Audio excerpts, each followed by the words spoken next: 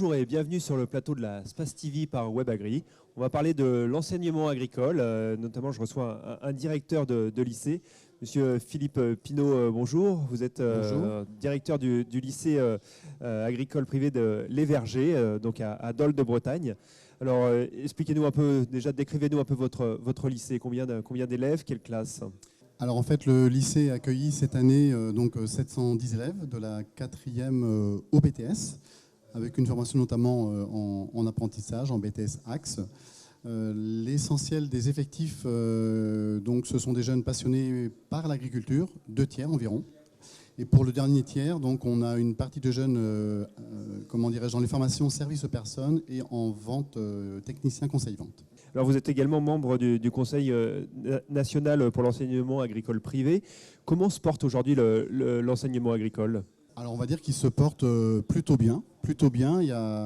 Ça peut paraître un peu paradoxal, mais on a de plus en plus de jeunes intéressés par les métiers de l'agriculture. Quels sont les élèves qui arrivent de votre lycée? Est-ce qu'ils sont issus du milieu agricole ou pas forcément? Alors effectivement, ça aussi il y a un mouvement de fond, puisqu'on sait bien qu'il y a de moins en moins d'agriculteurs, et curieusement, on a un peu plus d'élèves. Donc le différentiel, ce sont ces jeunes qui ne sont pas issus du milieu agricole, qui ont quelquefois effectivement un oncle, un grand-père, un voisin, voilà, agriculteur.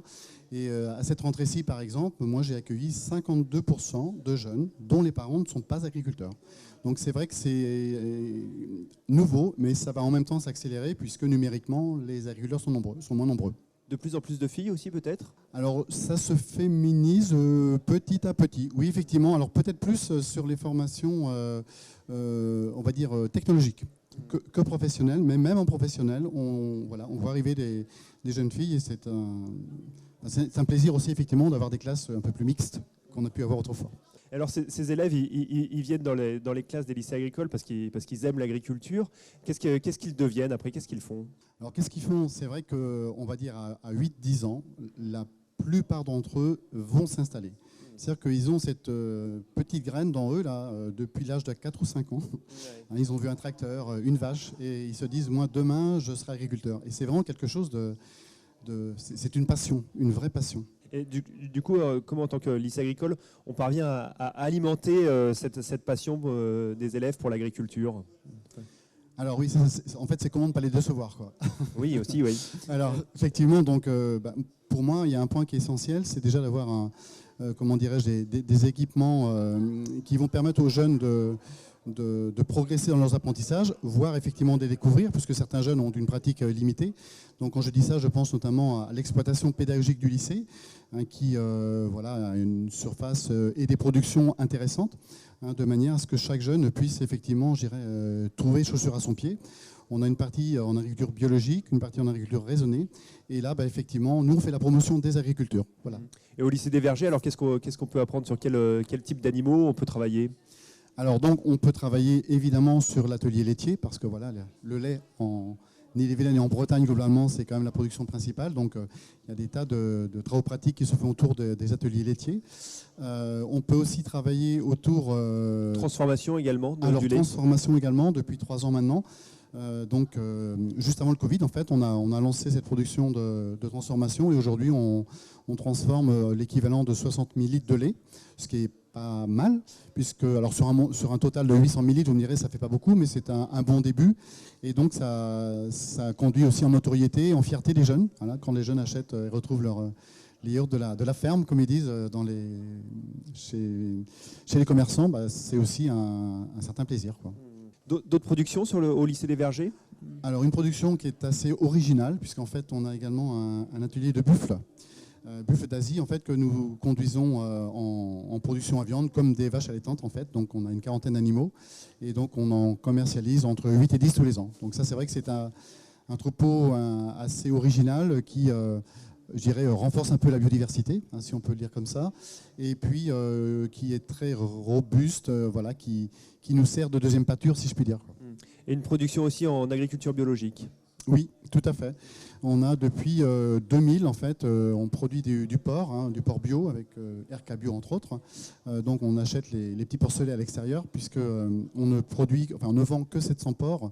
Et donc il aurait été compliqué de mettre en place un atelier complet. Donc du coup, on est simplement engraisseur, et c'est tant mieux en termes de gestion, puisque si effectivement on avait doublé les sortants, peut-être qu'aujourd'hui on serait dans un marasme, alors que le groupement à ce niveau-là a vraiment très bien géré je dirais l'aspect commercialisation, quoi. Et donc là aussi, effectivement, si on dit porc bio, on dit également céréales bio, hein, donc avec des céréales qui ne sont pas dans la partie raisonnée. Donc on trouve du triticale, du sarrasin, du seigle, donc des choses originales et qui laissent aussi à voir aux élèves, puisque là on a vraiment toute une palette de productions végétales qui sont quand même assez originales.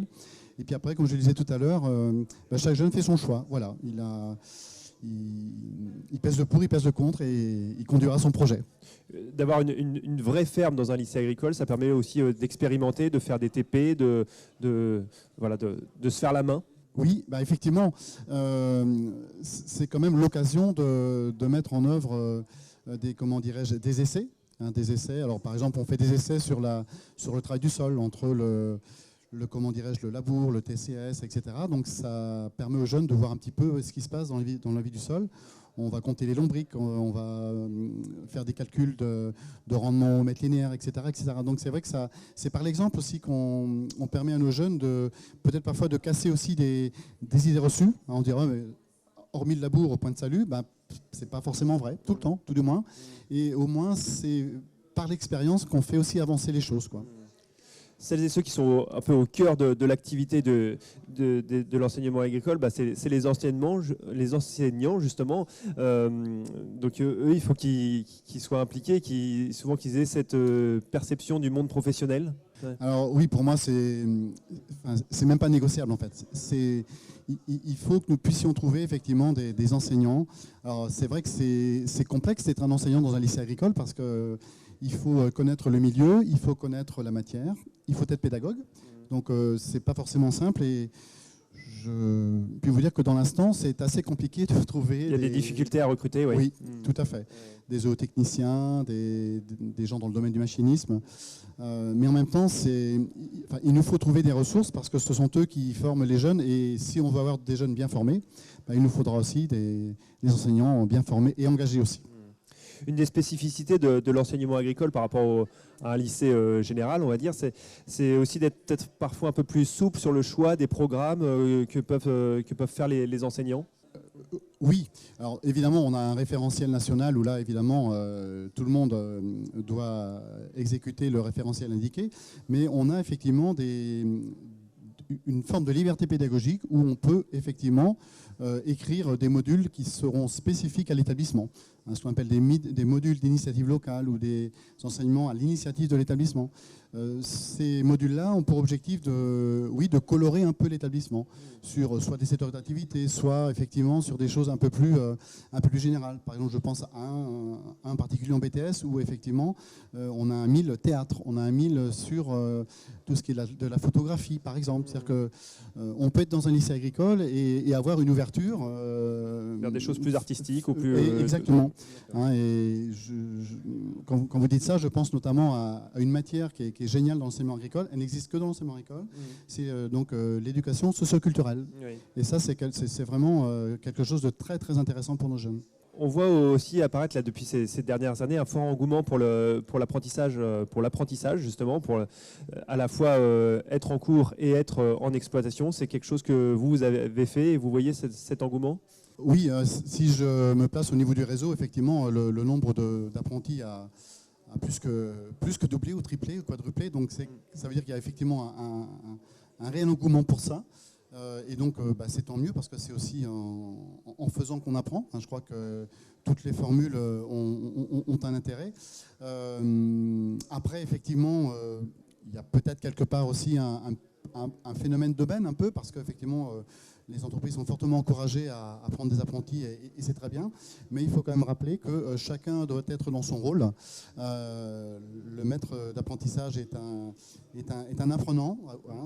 Voilà, il y a le jeune et puis il y a l'établissement. Parce qu'il y a aussi un fort engouement de la part des agriculteurs et agricultrices pour prendre des jeunes en apprentissage. Vous avez aujourd'hui, pas mal de demandes. Voilà, aujourd'hui, on ne répond pas aux demandes. Moi, j'ai eu 50 demandes cette année. On a 12 jeunes qui vont démarrer, quoi. Donc, vous voyez, c'est une manière effectivement comment dirais-je, de trouver de la main-d'œuvre. Voilà. Après, pas uniquement. Mais pas uniquement. Ouais, Voilà. C'est aussi dans un schéma à moyen long terme, parce qu'on a besoin de fidéliser ces jeunes et de les accompagner comme ceux doivent être, quoi.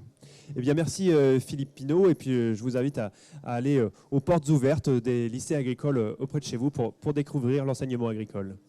Merci beaucoup.